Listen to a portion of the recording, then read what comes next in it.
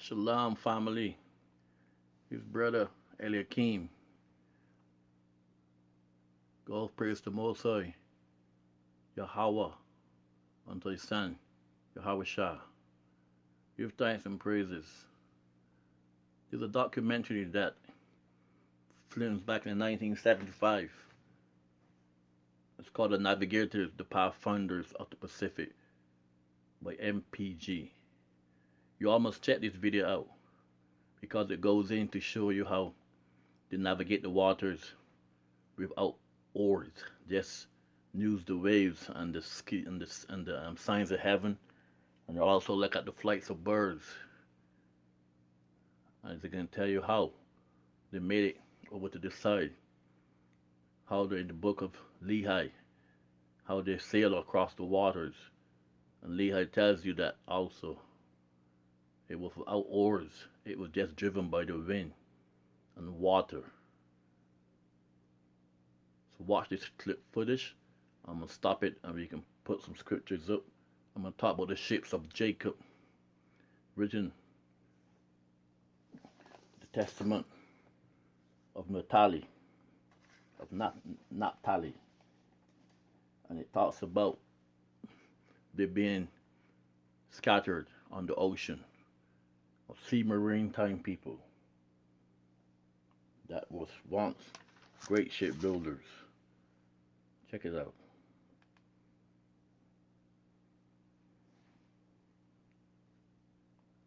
Major funding for this program was provided by Pacific Resources Incorporated, PRI, providing energy for the Pacific. So they can tell you about the people, right? And the Arthur Vining Davis Foundation.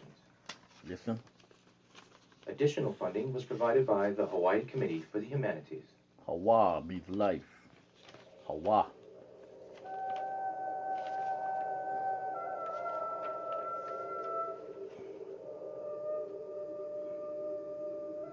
So you look at this, you're going to see the people, the original Polynesians, which means many nations, which means many islands. That's all the word means. A man.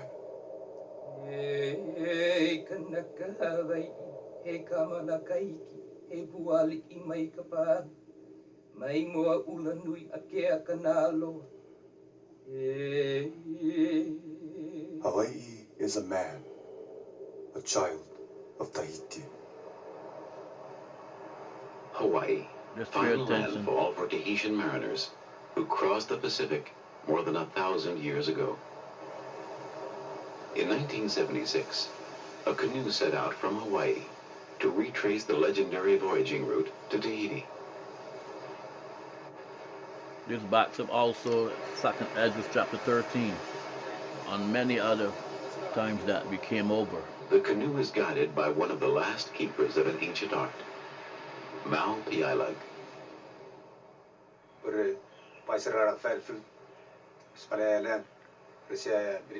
The trip to Tahiti was very important for me. I know the people of Tahiti and Hawaii once navigated as we do. They didn't use instruments. They navigated by the stars and waves.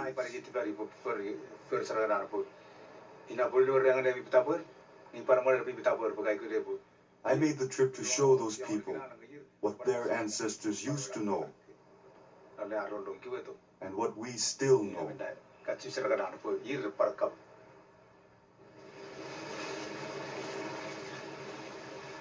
Mau's home waters are in Micronesia, 2,000 miles to the west of Hawaii. Tiny islands are separated by vast ocean distances, and the people depend on navigators like Mau for survival.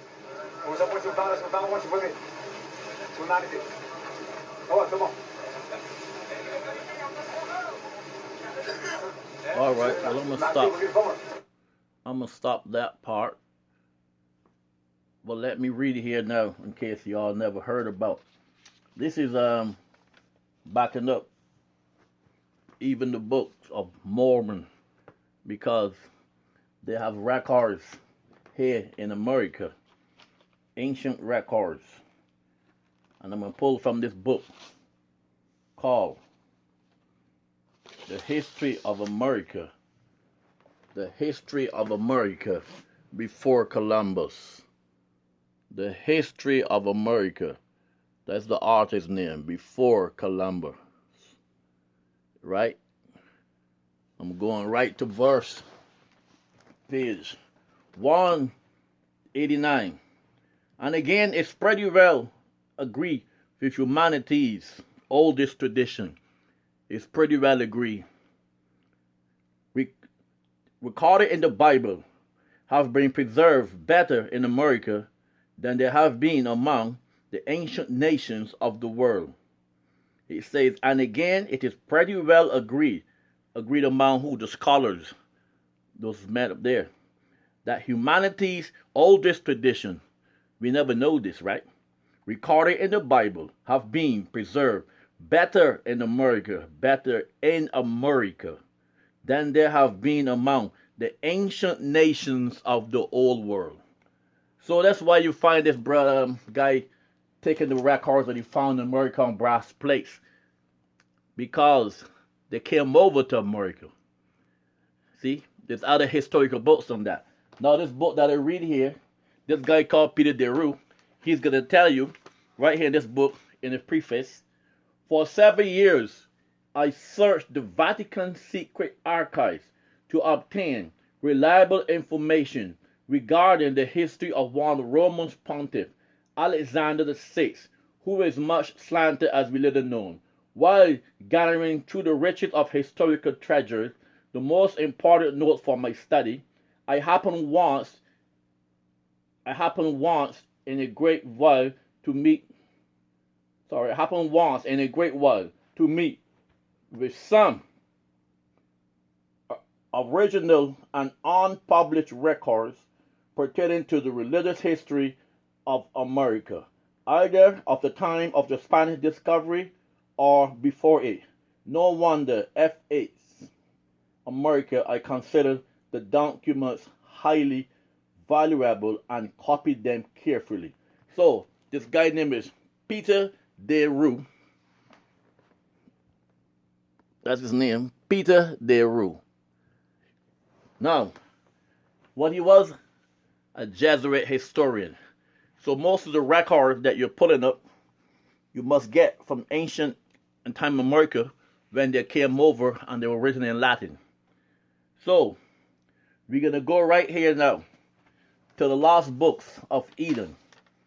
Remember, it tells you that the brother in Genesis 49 verse 13, Zebulun shall dwell by a haven of ships, and it lets you know his body shall be from Zidon. Now Zidon just means fishery. So there was fishermen on that coastline, right? Now I'm going to go right here now in the lost books of Eden, the forgotten books, which some of the people don't want to read because, I don't know, maybe they're suffering from bibliophobia. But you have to research and go further, because a lot of things being written that being hid. It's a historical book. Not upon no religious stick. When you were in church, you were reading. So why not read again? Let's go here and read the Testaments of Zebulun. It says here in Testaments of Zebulun, chapter 2 and verse chapter 2 and verse 5. He said, and when I was in the land of Canaan, we just tell you here that he should dwell in the Zidon, by the sea coast, I made a catch of fish for Jacob, my father, and when many were choked in the sea, I continued unhurt. So the brother shows you know how to navigate that water, man. The sea finder. I was the first to make a boat to sail upon the sea, for the Lord had given me understanding and wisdom therein. So the footage that I'm showing you, the navigator's pathfinder of the sea, that's showing you how the Most High gave the brothers wisdom, and they didn't need all this high technology like the white man. They simply use the skies, and the Most High direct them and give them that wisdom and knowledge, understanding he gives to Solomon. You understand? Solomon had knowledge beyond the sea. And I left, and he said, and I let down a rudder behind it, and stretched a sail upon another, bright piece of wood in the midst, and I sailed therein along the shores, catching fish for the house of my father until we came to Egypt. And through compassion I share my catch with every stranger. And if a man were a stranger or sick or aged, I boiled the fish and dressed them well, and offered them to all men, and every man had need, grieving and having compassion on them. Wherefore also Most High satisfied me with abundance of fish, when catching fish, for he that shareth with neighbors receiveth manifold more than more from the Lord. For 5 years I caught fish and gave them to every man I saw sufficient for all the house of my father. And in the summer I caught fish, and in the winter I kept sheep with my brethren. So he just tells you there in the last books of Eden, chapter 2 and 6. I was the first to make a boat to sail the sea, for the Most High, give me understanding and wisdom therein. So you got to watch these navigator movies, Path from the Sea. These are the last remnant of the brothers. Now, it tells you that he was the Most High given understanding to sail the sea, right? And now we can go now into the testament now. The testament of Zebulon. There's another scriptures. There's some more on this also. How they was going to be scattered on the waters. See, our people was a maritime people. And every time you see the History Channel, they always put Phoenicians. But you must remember, the brother was living in the land of Canaan. And the Canaanites also helped King Solomon bring wood to the temple. So that was, but they don't give the credit to the children of Israel. See what I mean? So I'll get this part, the testament of Naphtali in chapter 2, how they managed to, the prophecies that they was going to sail on the oceans. Chapter 2, for in the 14th year, testament of Naphtali, from the last books of Eden, for those that want to go on and study further and see where the history is at. For in the 14th year, in chapter 2, verse 1, last books, testament of Naphtali. For in the 14th year of my life, I saw in a vision on the Mount Olive on the east of Jerusalem, that the sun and the moon were standing. Now I just want to jump down to the verse. And I saw the verse 8. And I saw, for there was, behold, a holy writing appeared to us in Assyrian. It appeared to us, Medes, Persian, Chaldean, and Syrian language shall possess in captivity the 12 tribes of Israel. We're talking about the history of the northern kingdom. And again, after 7 days, I saw Father Jacob standing on the sea of Yamina, and we were with him. There's a vision in the dreams.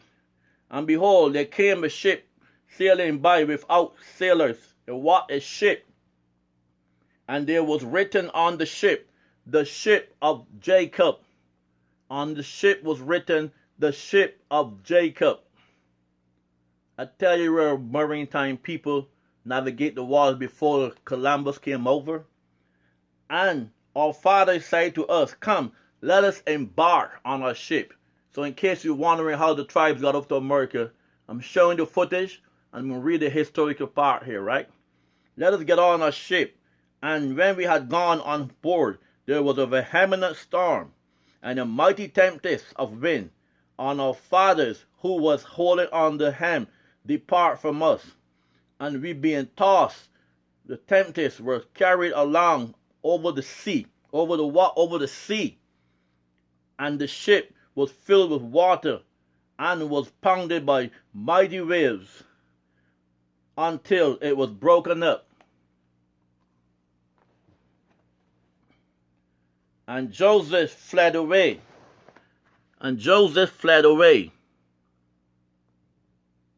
Gotta turn that so it won't show some garbage. And Joseph fled upon a little boat, and we all were divided onto 9 planks. We know that other 3 tribes were in Jerusalem, visions, and Levi and Judah were all together, and we were all scattered to the ends of the earth. How they scattered the ends of the earth? 2 ships. There's a vision how they was going to make it. Because the Most High say in Deuteronomy 29, he shall root them out and cast them into another land. The word for another land, Hebrew, is Ashereth. That's what another means. And it says there now in 16, then Levi girt about with sackcloth, prayer for us unto Yah. And when the storm ceased, the ship reached the land as it were in peace. And lo, our fathers came, and we all rejoiced with one accord.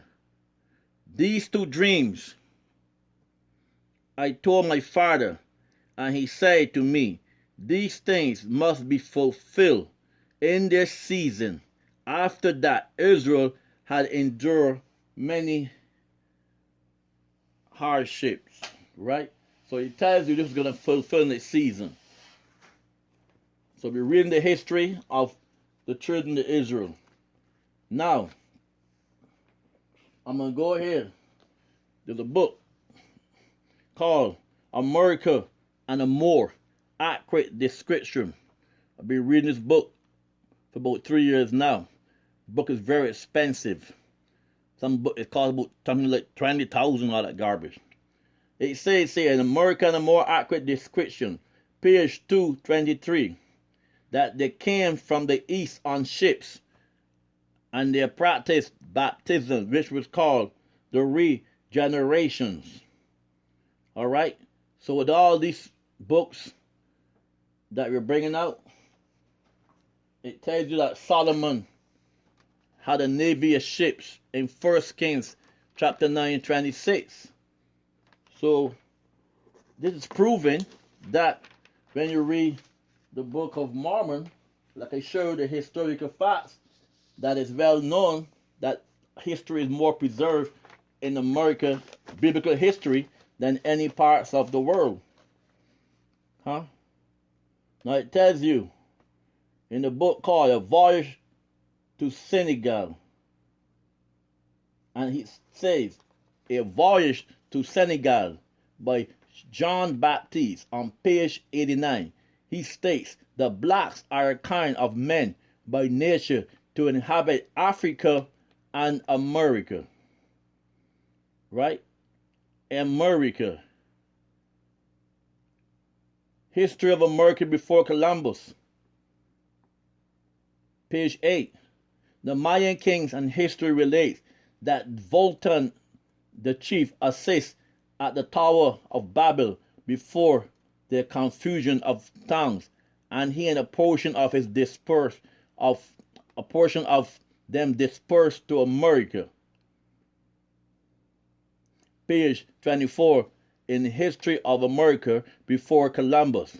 You can PDF that book, or you can Google and put in the topics. So it also tells you in the book that they brought a stone out of Egypt, and the book is called Incidents of Travel in the Yucatan and the Chiapas. And the stone that they brought out of Egypt split, and they knew that was the fall of the kingdom.